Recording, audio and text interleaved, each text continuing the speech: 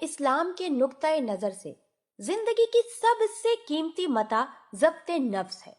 اپنے حالات کی وجہ سے کوئی نوجوان اگر شادی نہ کر سکے یا دین و دنیا کے مطلوب مقاصد کے لیے کچھ عرصے کے لیے اہل و عیال سے دور رہنے پر مجبور ہو، تو اس طرح کے حالات میں اپنی جنسی خواہش پر قابو رکھنے کا بہترین ذریعہ نفلی روزوں کا اہتمام ہے، جس کے لیے آپ صلی اللہ علیہ وآلہ وسلم نے نوجوانوں کی جماعت کو خاص طور پر اس طرف متوجہ کیا۔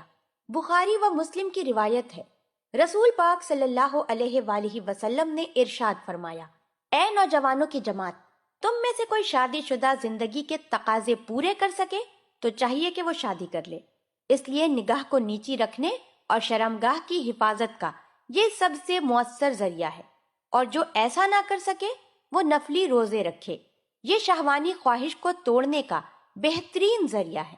اس تعلیم نبوی پر عمل کر کے شادی کا ضرورت مند نوجوان اور ان جیسے دوسرے افراد اپنی جنسی خواہش پر قابو پانے کے لیے روزوں کے بے بہا ثواب سے فائدہ اٹھا سکتے ہیں، اور خلاف فطرت طریقوں سے جیسے مشت زنی سے اپنے آپ کو بچا سکتے ہیں۔ جلد کی سب سے بڑی وجہ تو جنسی جذبات کی پیدائش ہے، کیونکہ جب یہ جذبہ بیدار ہوتا ہے تو فطری طور پر شہوت بیدار ہوتی ہے، اور اس کی تسکین کے لیے فرد کوئی نہ کوئی ذریعہ تلاش کرتا ہے، اور سب سے آسان ذریعہ جلد ہی ہوتا ہے، جو آسانی سے اکیلے میں سر انجام دیا جا سکتا ہے۔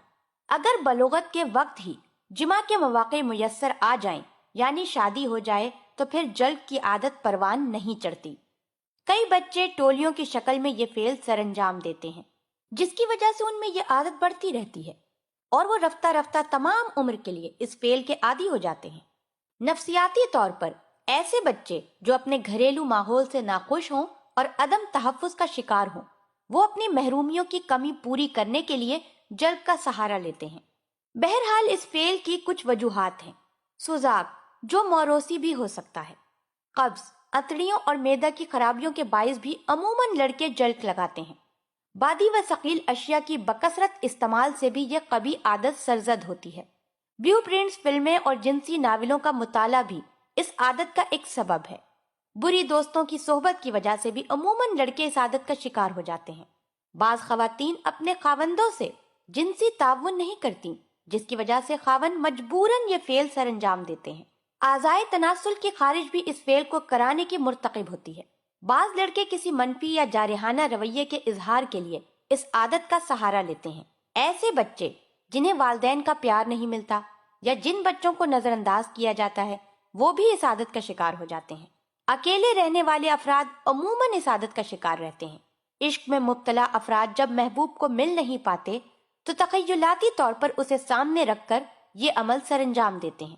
بہت زیادہ ذہنی تناؤ کا شکار بہت سے افراد اس عادت میں مبتلا ہو جاتے ہیں، کیونکہ اس طرح سے وہ وقتی طور پر اس تناؤ کو دور کرنے میں کامیاب